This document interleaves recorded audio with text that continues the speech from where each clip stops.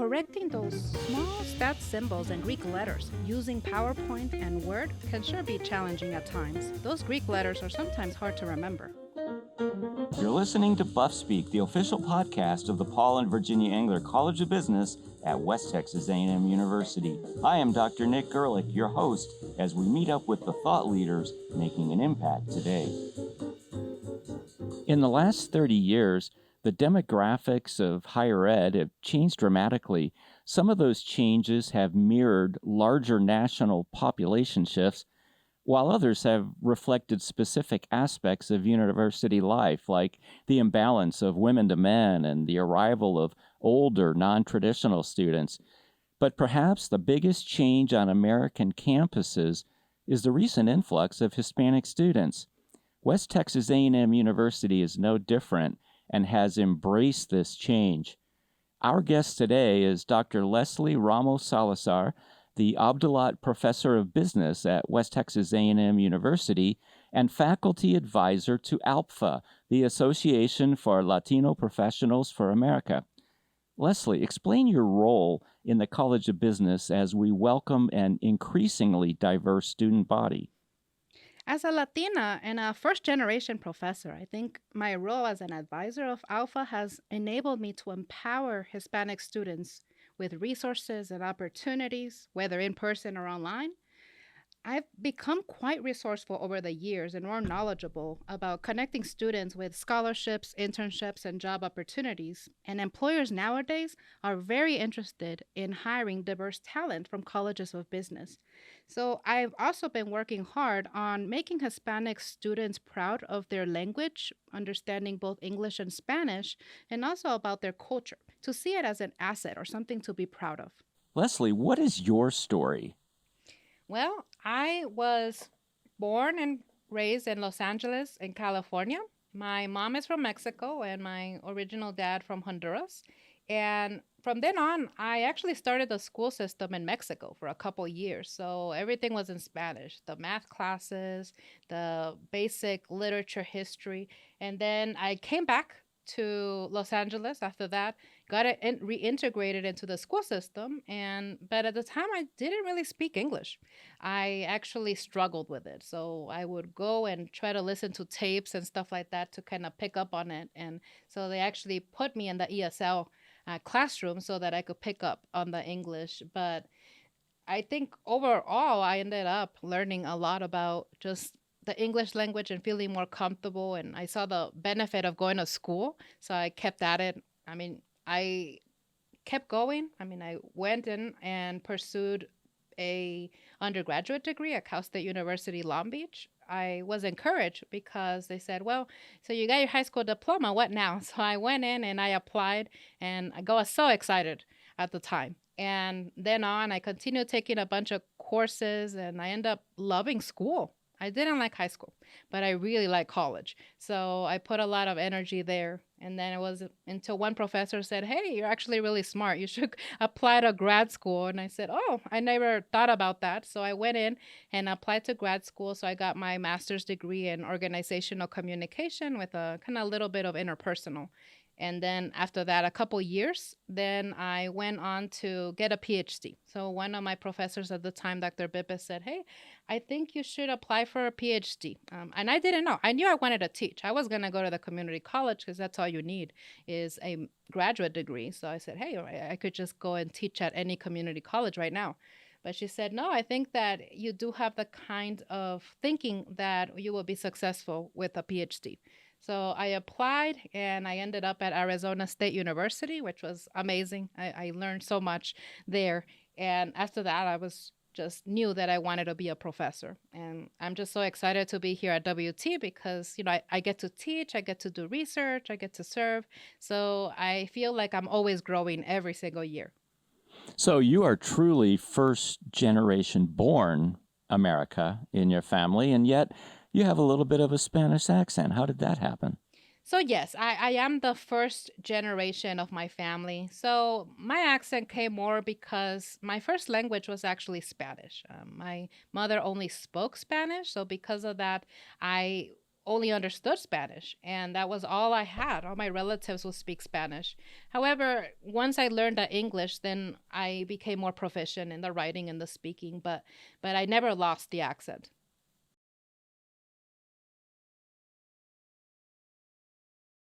So, what is life like in America for Hispanics who are recent immigrants? I think that it's very challenging, very hard because they have so many barriers. The language, first of all, they might not understand just basic things of getting resources or even getting jobs. So it's very difficult for them. They also struggle sometimes with the economic, just being able to just feed their family sometimes, or other times they have different challenges, such as the way they get treated. There's a stigma there that they get because they're immigrants, then maybe they're not assimilating to society in general. So that sometimes is very hard for them. And how about your parents? How did they adapt to the U.S.? Well, for my mother, she adapted because she used to work at a nursery in Gardenia, so she loved plants. So she would treat them and nurture them and care for them. And the whole nursery, they all spoke Spanish, so she didn't really have to adapt as much. And when she was confronted with English, then she ended up taking English, a little bit of English classes. She got her citizenship, and to her, that was her big moment.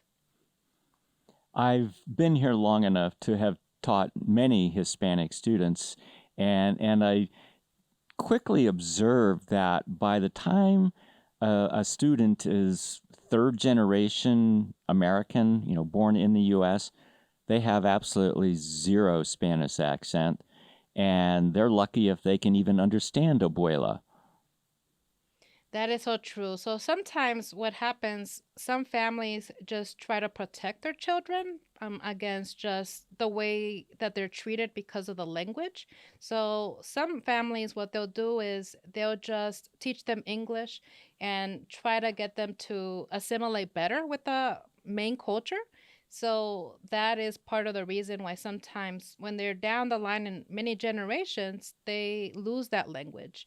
And even some of the original cultural traditions, sometimes those don't get passed down. How important do you think it is for people in our part of the country to know at least some Spanish?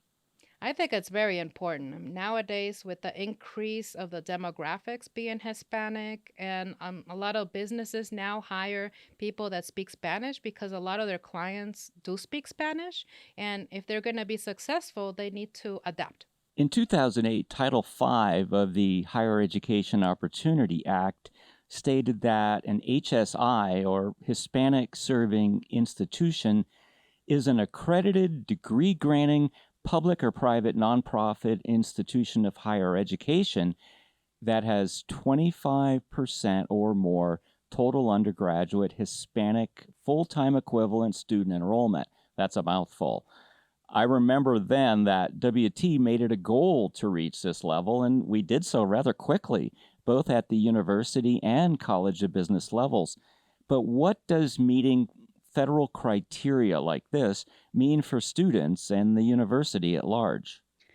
I think this means that we need to make sure to provide the support to the students. We cannot continue to adopt the same practices or we will struggle to retain these students.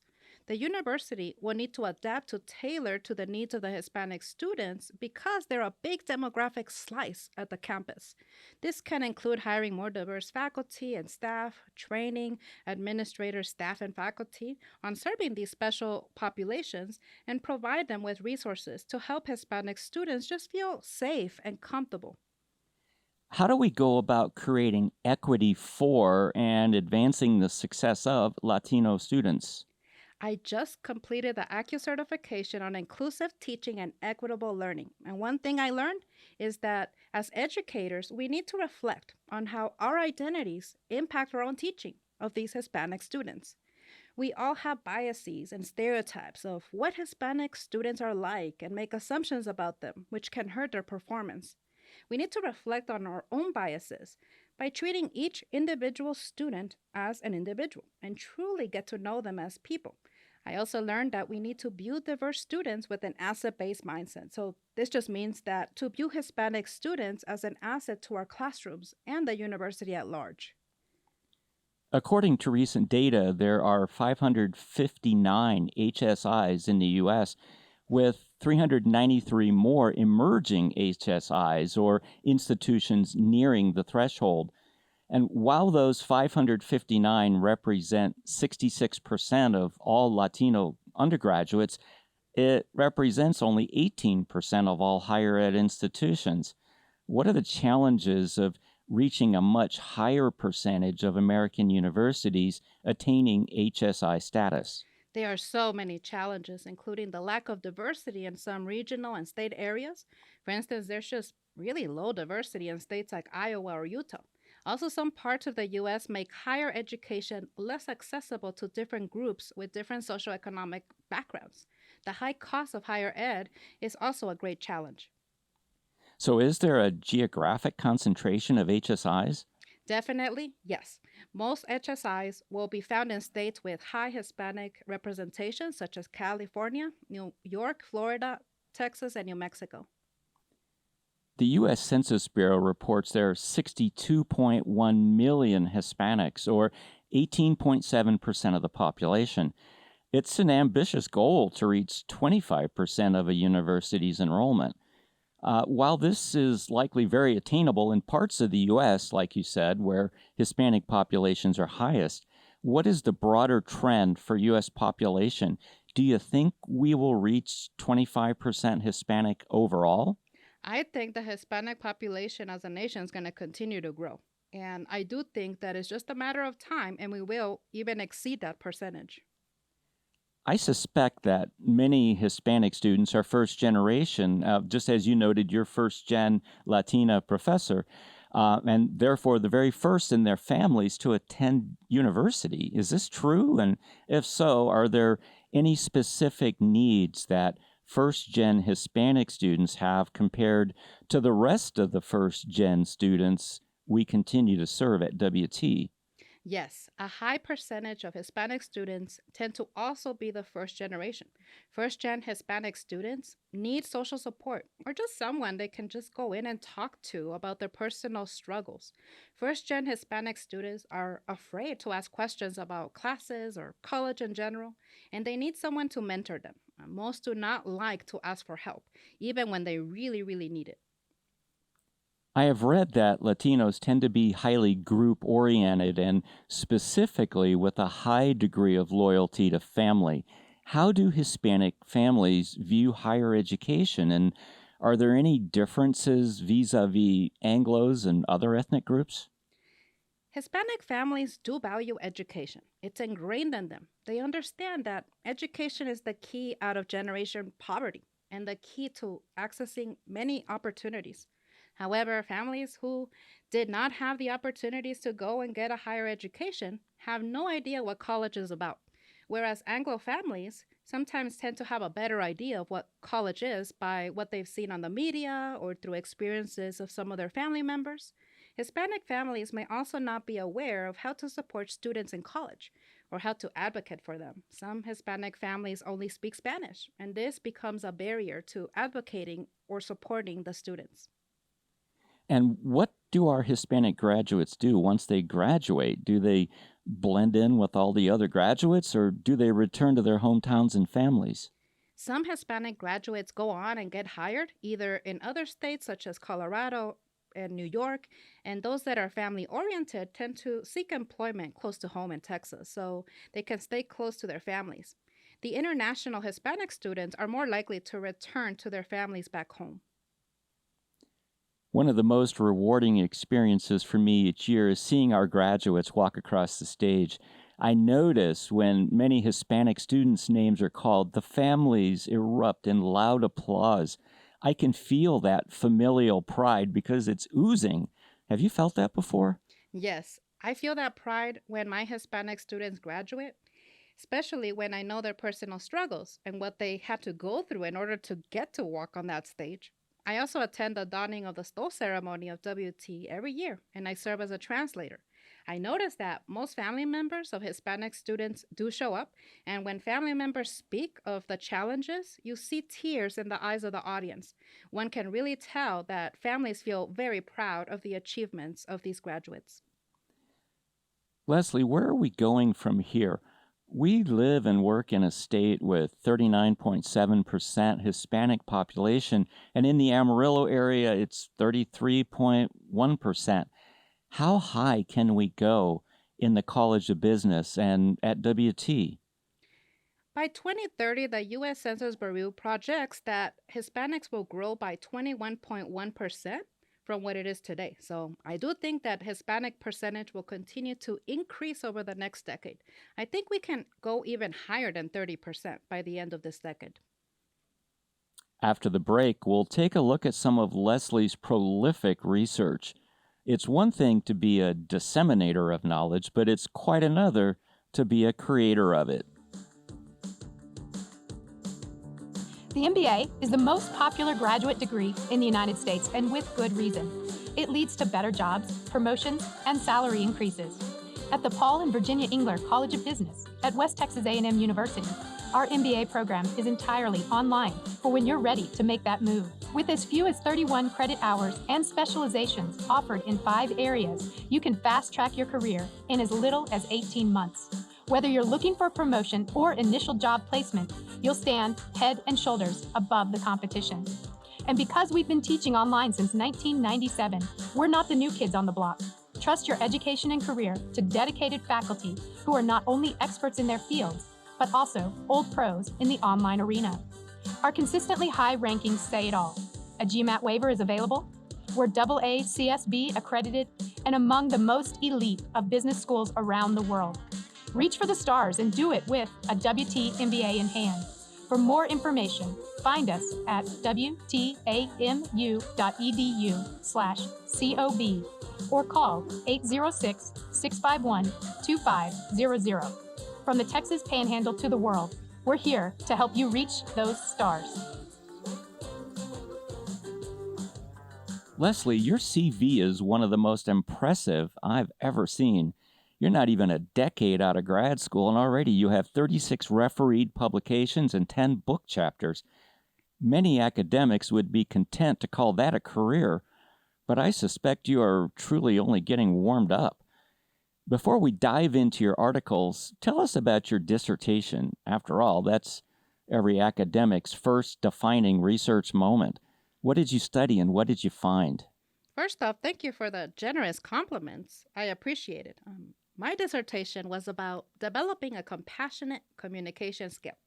I wanted to measure how people communicate with compassion when another person is suffering. I found that people communicate compassion in conversations, using touch like a hug, and through messages like email. I was able to find that compassionate communication was related to compassion, feelings of empathy, emotional intelligence, and negatively related to being aggressive verbally and narcissistic behavior. Ultimately, the scale is very reliable, but it still needs a little more validation. While we are all taught many tools to put in our research toolbox, it seems likely we gravitate towards certain tools as our go-to methods. Are you more of a quantitative researcher or qualitative? I see myself as a quantitative researcher. However, currently, I've been doing a little bit of qualitative. Personally, I was trained with a social scientific background using correlation, multiple regression, structural equation modeling, and instrumentation. However, I am aware of qualitative approaches like focus groups and interviews. One of your recent publications centered on work-life balance of faculty in higher ed. This has to be one of the most difficult aspects of the profession. Those who are not familiar with the rigors of academia and the 3 broad areas in which we are evaluated each year may dismiss our careers as being easy and with 4 months of vacation. We know better, of course. What did you find in this study to help explain what can be considered the dark side of being a professor? Well, being a professor is not an 8 to 5 p.m. job. Professors need to be available nowadays, nights, weekends, holidays, and this reduces the time they spend with their family. Professors with children or caregiving responsibilities struggle the most with balancing their time. What kind of support can a university offer to help maintain some semblance of work life balance for its faculty? Universities can provide workshops or trainings related to time management and work life balance to help faculty adapt and become better at just balancing their work and personal lives. This can help them to achieve more tasks in less time. A university can also offer a mental health day where a faculty member can just choose a day where they just don't need to show up and no questions asked. This can help reduce the amount of burnout and excessive stress, and also just providing resources such as daycare and embracing flexibility in terms of work hours in the academy. Many years ago, when I was doing my dissertation at a flagship state university, I had a ringside seat to the dissolution of my chair's marriage and saw another committee member be let go because his research was simply not up to standards. The effects on their respective families were profound, and it influenced me to seek out universities that had what I perceived to be a more realistic balance of work and life. Do you think your findings today are generalizable across all universities, or are there some limitations? It's not possible to generalize to all universities because this was just a cross sectional qualitative interview study. It just means that it happened at one time and it only in one university. However, I think that the findings and implications from this study can inform best practices and inform future policies of state universities. In another recent paper, you examined work life conflict predictors among IT worker satisfaction. That's a pretty narrow range of subjects, but the subject matter itself is timely. U.S. workers receive only about half as much vacation time as counterparts in Europe, and we work 40 or more hours a week. How did you collect your data, and what did your research discover? The data was collected using data from a Fortune 500 company in the IT division through the Work Family and Health Network. The study showed that IT employees who struggled with their work and family lives also felt stressed out and burnt out. And this is why they were just less satisfied. However, the supervisors that were supportive of the employees' family lives, and when the climate of the division just felt supportive of those employees who struggle with work life balance, it just led to an increase of job satisfaction among these employees.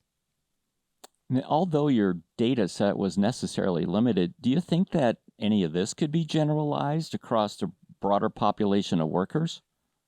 Working on IT is quite stressful. While the study is not generalizable to other professions, these findings can be replicated in future studies using other stress inducing careers such as healthcare and law.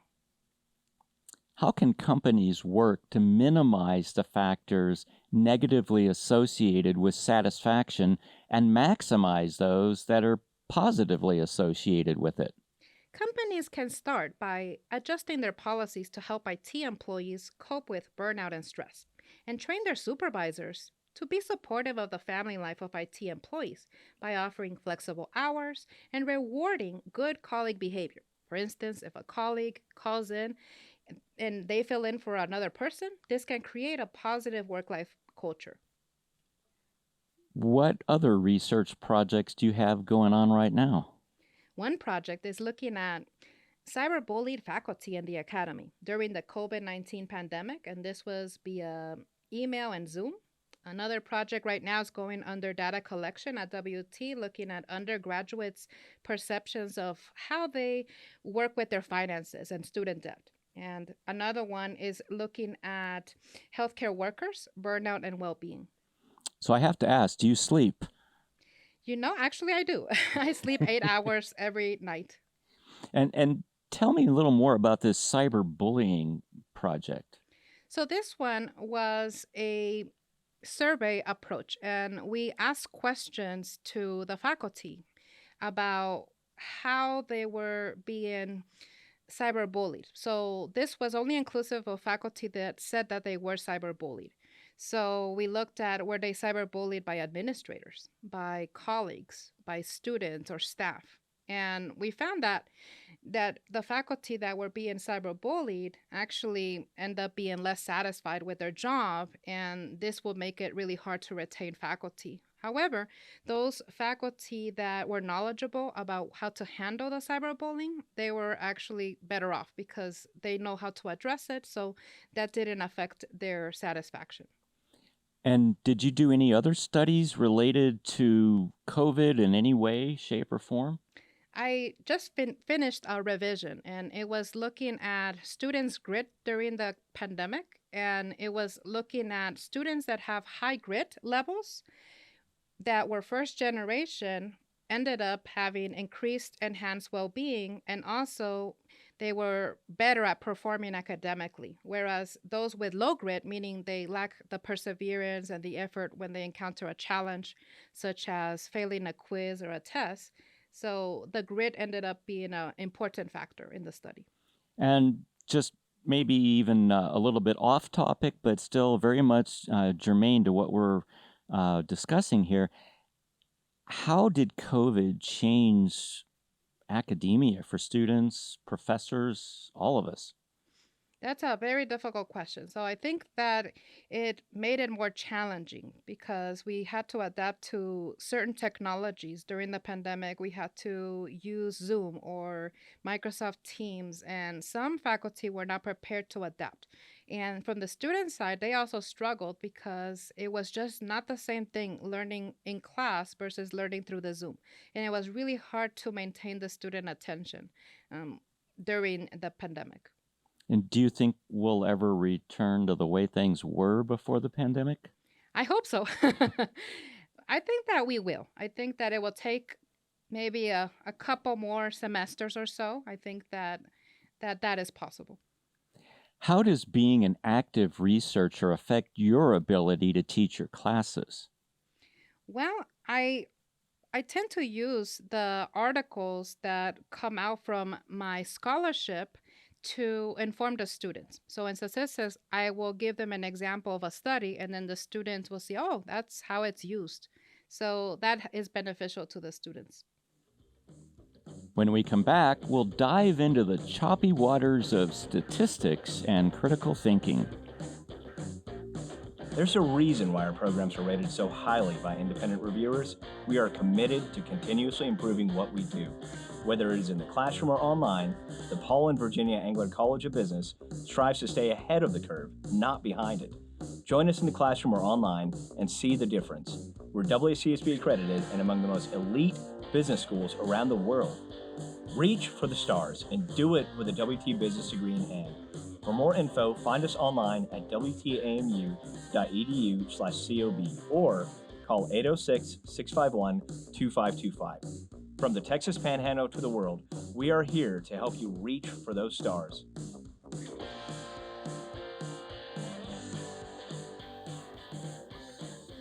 My favorite undergrad class was statistics. I know that makes me weird, but I was always a bit of a math nerd, and when I took this course back in 1979, I realized that stats is a language.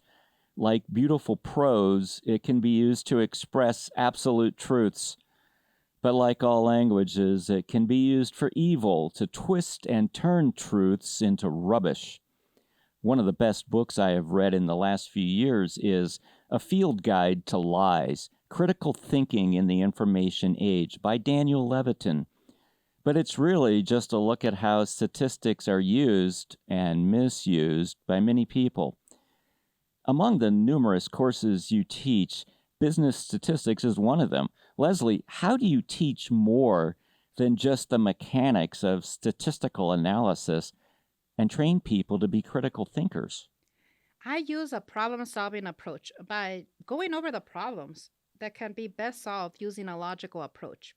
I like to assign Excel case studies that help students use a data set to identify whether their preliminary conclusions are supported by their analyses of that data set. So when students come up with their own questions and hypotheses, I find that they're more invested in those projects. And yet so many people in the general public do not know that correlation does not necessarily mean causation, and that there's a big difference between the median and the mean. Do you ever find yourself wanting to correct people on the news and on social media? Yes, all the time.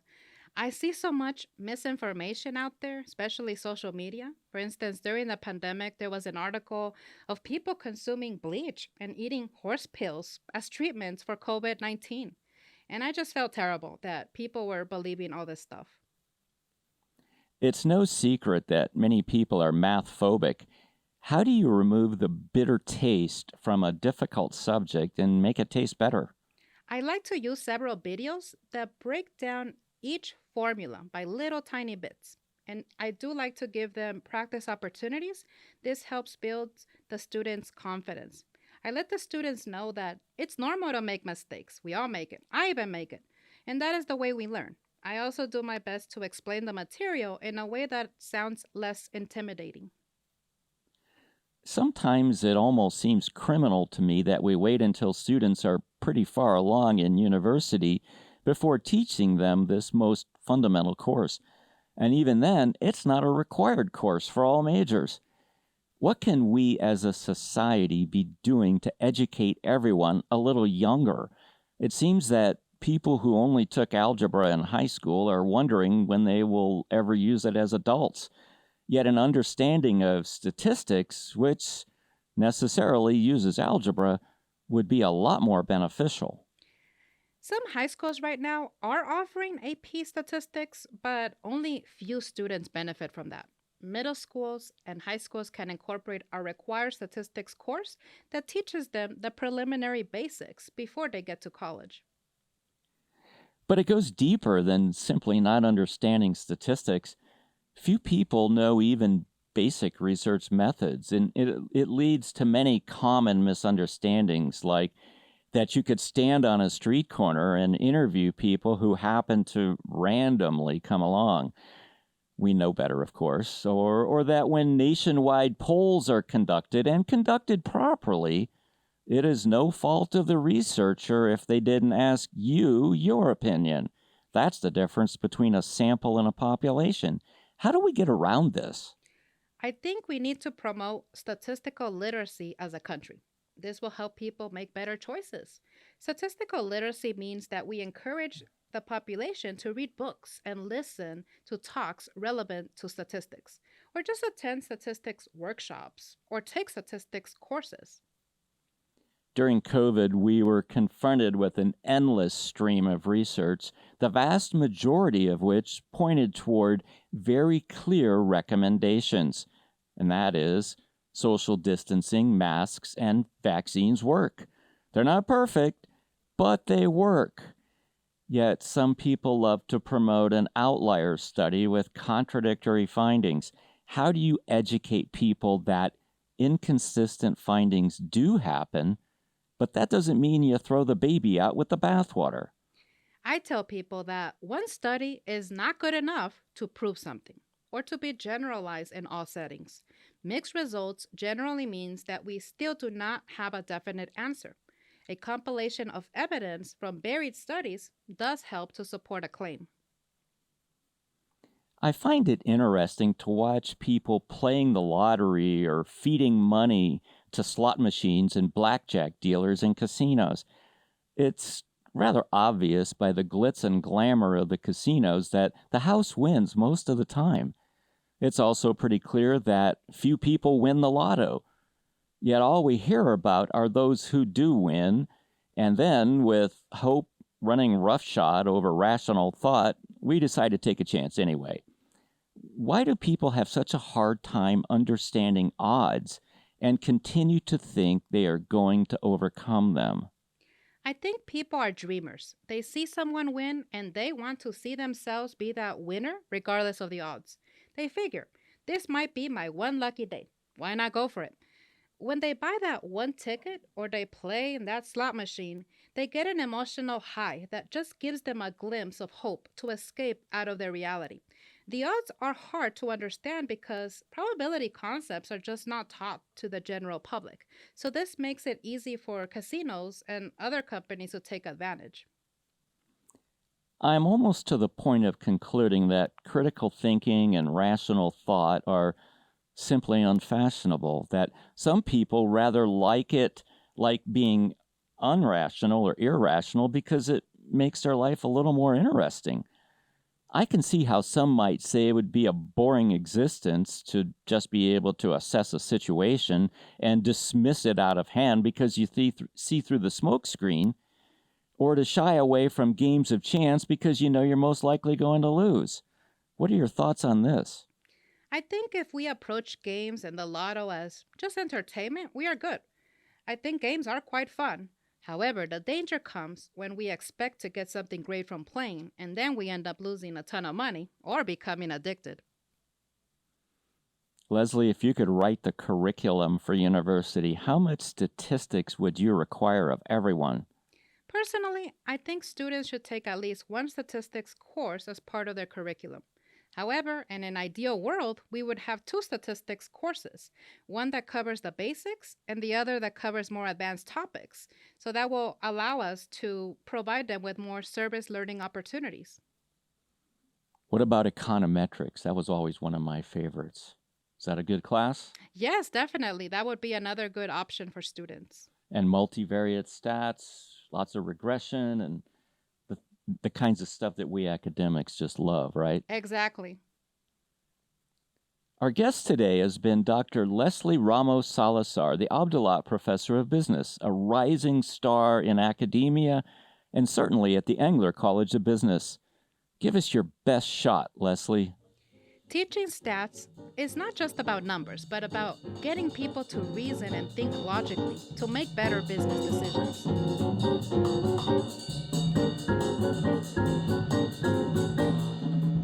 You've been listening to Buff Speak from the Paul and Virginia Engler College of Business at West Texas A&M University. Our executive producer is Justin Lovell, and Allison Hunter is our associate producer. Our co-editors are Maverick Evans and Paul Torres. Lindsay Bjork is our Director of Marketing and Outreach Initiatives, which includes overseeing Buff Speak. Dr. Jeffrey Babb is Director of Accreditation and is our technical consultant. Finally, Dr. Amjad Abdullah is Dean of the college.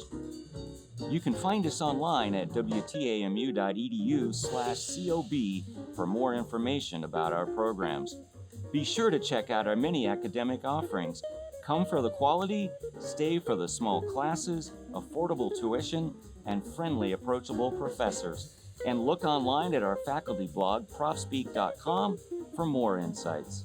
You can listen to Buff Speak on your favorite podcast portal, as well as on our website, buffspeak.biz. And if you like what you've been hearing, don't be afraid to share us with your friends, colleagues, and family. Word of mouth has always been the best form of advertising. Until next time, love one another. For the Paul and Virginia Engler College of Business at West Texas A&M University, I am Dr. Nick Gerlich. And as always, go Buffs.